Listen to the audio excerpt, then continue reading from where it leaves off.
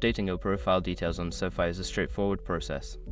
Follow these steps to ensure your information is current and accurate. Step 1. Log in. Visit the SoFi website or open the SoFi app and enter your login credentials to access your account. Step 2. Navigate to Profile Settings. Once logged in, look for the profile icon or menu option, typically found in the upper right corner. Click on it to access your account settings. Step 3. Select Edit Profile.